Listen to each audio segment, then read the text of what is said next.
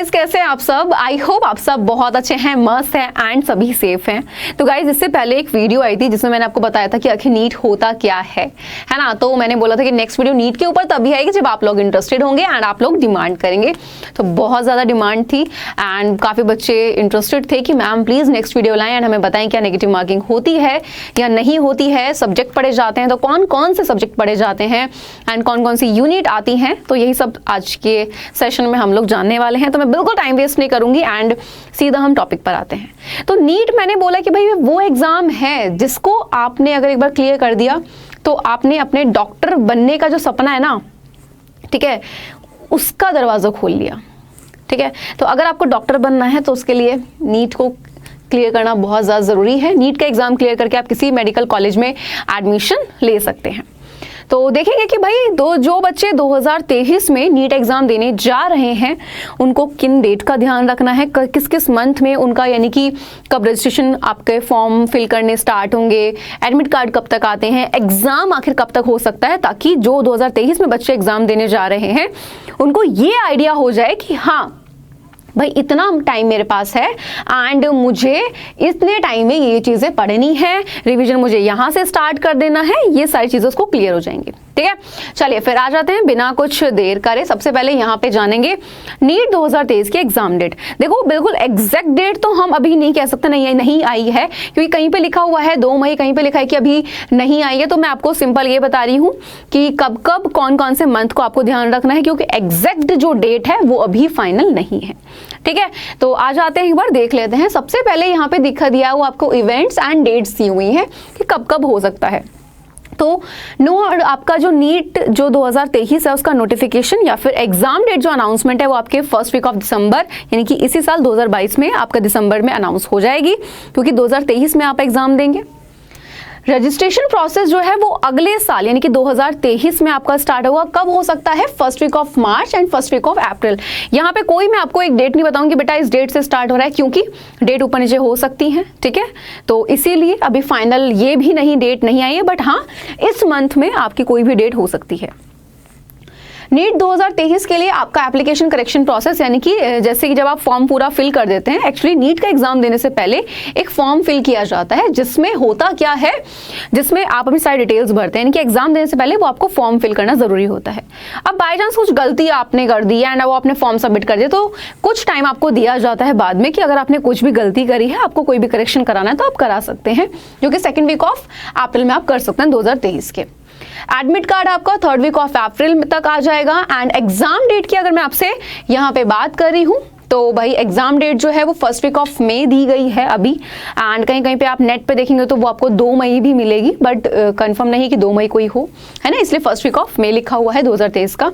Answer की जब आपका एग्जाम हो जाता है तो रिलीज होगी वो जून में एंड फिर फाइनल रिजल्ट आता है जहां पे आपको पता लगता है कि आपने इसको क्लियर कर पाए हैं या नहीं कर पाए। यानी कि हम ये लेके चलते हैं कि भाई हाँ मई में हमारा एग्जाम जो है वो हो जाएगा। यानी कि अगर हम देखें अभी आपके पास अगस्त चल रहा है, अगस्त, सितंबर, अक्टूबर, नवंबर, दिसंबर, जनवरी, फरवरी, मार्च, अप्रैल और मई, पूरे 10 महीने हम कह सकते हैं, या फिर आप सिंपल 9 महीने लेके चलिए। तो इनमें हमें क्या क्या पढ़ना होगा ये बात है। तो आपके पास ये सारी चीज़ें तो हैं कि भाई इतने टाइम से स्टार्ट हो जाना है, एग्जाम तब होना ही होना है इस मंथ में, आपको ये चीज़ तो क्लियर हो गई। ठीक है, अब यहाँ पे जान लेते हैं कुछ और चीज़ें। ठीक है, तो जैसे कि काफ़ी ना बच्चे कंफ्यूज थे कि मैम 17 साल कैसे, तो मैं आपको बता दूं कि यहाँ पे जब आप नीट का जब एग्जाम देते हैं तो उसके लिए आपकी कम से कम जो एज चाहिए होती है वो चाहिए होती है 17। ठीक है, यानी कि जब आप एग्जाम दे रहे हो यानी कि एडमिशन लेने जाते हो तो आपकी 17 जो वर्ष है आयु ये आपकी होनी चाहिए। ठीक है, एग्जाम फॉर्म में, यानी कि जब आप फॉर्म को फिल करेंगे। ओके, कब 31 दिसंबर 2023 तक, यानी कि आपका जन्म कब, 31 दिसंबर 2006 में, अगर यानी कि आप इतना आपका जन्म है, यानी कि आपने यहाँ पे जन्म लिया है और आप कब 31 दिसंबर 2023 से पहले आप 17 साल के हो जाते हैं तो बिल्कुल आप इस फॉर्म को फिल कर सकते हैं। यानी कि सिंपल सी बात है, नीट का एग्जाम देने के लिए आपकी एज 17 होनी ही चाहिए कम से कम। अगर आप 16 साल के हैं तो भी आप नहीं दे सकते, लेकिन हाँ अब ये चीज हो गई है कि आप की एज ऐसा नहीं है कि आप 24-25 साल तक दे सकते हो, बिल्कुल ऐसा नहीं है, अब कोई एज नहीं है, आप कभी भी इस एग्जाम को दे सकते हैं। लेकिन कम से कम एज रखी गई है, वो है 17 साल। तो 17 साल आपकी एज होनी चाहिए। अगर आप इससे कम के हैं तो आप एग्जाम नहीं दे सकते, ज्यादा के हैं तो भले ही आप दे पाओगे। ओके, अब यहीं पे बात आती है कि भाई आखिर सब्जेक्ट की, तो मैंने आपको पहले भी बताया था कि जब आप 12th में होते हैं तो फिजिक्स, केमिस्ट्री, बायोलॉजी जो होते हैं ये आपके पास सब्जेक्ट होने चाहिए। अगर आपके ये सब्जेक्ट आपके 12th में रहे हैं आपके पास तो बिल्कुल आप नीट का एग्जाम दे सकते हैं। ठीक है, चलिए अब आगे आ जाए। एग्जाम पैटर्न क्या रहता है 2023 में, एग्जाम पैटर्न क्या रहने वाला है तो ये भी हम लोग जान लेते हैं। तो सबसे पहली चीज मैं आपको बता दूं, mode of the examination offline, यानी कि भाई ये पेन पेपर मोड पे होता है। तो दो तरीके से एग्जाम एक्चुअली होते हैं, एक होता है आपका ऑनलाइन, एक होता है ऑफलाइन। लेकिन नीट का जो एग्जाम है वो है आपका ऑफलाइन, यानी कि पेन पेपर मोड पे होगा। ओके, नेक्स्ट चीज ड्यूरेशन ऑफ द एग्जामिनेशन, यानी कि भाई कितना आपको टाइम दिया जाता है एग्जाम में। तो पहले 3 घंटे दिए जाता था, बट अब ये 3 घंटा 20 मिनट आपका हो गया है। टाइप्स ऑफ क्वेश्चंस कैसे आते हैं, क्या ऑब्जेक्टिव आते हैं, क्या सब्जेक्टिव आते हैं, तो आपको बता दूं ऑब्जेक्टिव क्वेश्चन आते हैं, एक भी क्वेश्चन आपका सब्जेक्टिव नहीं होता है। तो मल्टीपल चॉइस क्वेश्चंस होते हैं। Next, total number of questions, देखो नंबर जितने, यानी कि मैं बात करूं नंबर ऑफ क्वेश्चन की, तो जो टोटल आते हैं वो आते हैं 200, लेकिन आपको अटेम्प्ट जो करने होते हैं वो करने होते हैं 180। ठीक है, एंड टोटल मार्क्स आपके कितने होते हैं 720 होते हैं। नेगेटिव मार्किंग यस बिल्कुल होती है। अब यहाँ पे मार्किंग स्कीम क्या रहती है कि भाई अगर हमने एक आंसर सही दिया तो हमें कितने मार्क्स मिलेंगे, और अगर गलत दिया तो आखिर नेगेटिव मार्किंग है तो कितने कटेंगे। तो ध्यान से देख लीजिए, अगर आप सही करते हैं, अगर आपने किसी क्वेश्चन का आंसर सही दिया है तो आपको मिलेंगे +4, यानी कि एक आंसर सही देते हैं तो आपको 4 नंबर मिल जाते हैं। लेकिन वहीं पे आप गलत कर देते हैं तो -1 वहां पे आपका कट जाता है। ओके, तो ध्यान देना है क्योंकि नेगेटिव मार्किंग है। Total sections in the question paper, तो भाई यहाँ पे अगर मैं बात करूं आपके, तो यहाँ पे जो आपके होते हैं वो 3 सेक्शंस होते हैं। बिकॉज आपका क्या क्या होता है, एक पार्ट फिजिक्स का होता है, एक केमिस्ट्री का होता है एंड एक बायोलॉजी का। बायोलॉजी में भी आपका कौन कौन सा, जूलॉजी एंड बॉटनी आपके सब्जेक्ट होते हैं। ठीक है, क्लियर है बिल्कुल ये चीज। तो सब्जेक्ट कौन कौन से होते हैं, फिजिक्स, केमिस्ट्री, बायोलॉजी, और बायोलॉजी बॉटनी एंड जूलॉजी में आती है। ओके, आगे आ जाइए। अब यहाँ पर जो एग्जाम स्ट्रक्चर है, ये जैसे कि मैं ये आपको बता चुकी हूँ कि फिजिक्स, केमिस्ट्री, बायोलॉजी तो आता ही आता है। बायोलॉजी को ऐसे बांटा गया वनस्पति विज्ञान और जंतु विज्ञान, यानी कि बॉटनी एंड जूलॉजी में। अब आगे आ जाइए, एक बार कुछ यहाँ पे देख लेते हैं कैसे रहते हैं। तो भाई फिजिक्स सेक्शन ए, तो नंबर ऑफ क्वेश्चंस होते हैं यहाँ पे 35, ठीक है, यानी कि 140 नंबर के। एंड फिजिक्स का सेक्शन बी जो होता है, जैसे कि आपने यहाँ पे देखा कि total section in the question paper कितने होते हैं बेटा, 3 होते हैं, यानी कि 2 सेक्शन फॉर ईच सब्जेक्ट। ठीक है, कितना, 2 सेक्शन फॉर ईच सब्जेक्ट, यानी कि अगर फिजिक्स है तो उसके कितने हो जाएंगे आपके यहाँ पे, कितने हो जाएंगे सेक्शंस, 3 सब्जेक्ट हैं, कौन कौन सा, फिजिक्स, केमिस्ट्री एंड बायोलॉजी।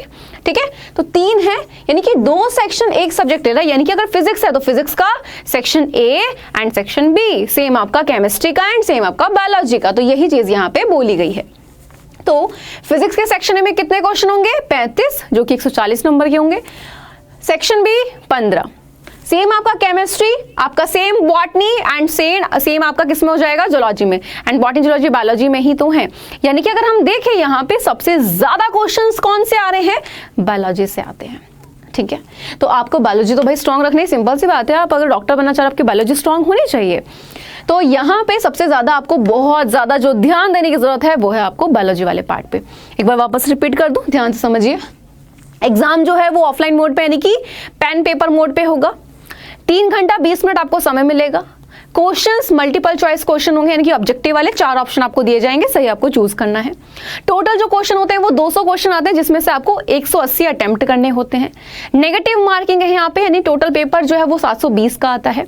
आप अगर एक क्वेश्चन का सही आंसर दे देते हैं तो आपको 4 नंबर मिलते हैं। वहीं पे अगर आपने एक गलत कर दिया तो आपका -1 हो जाता है।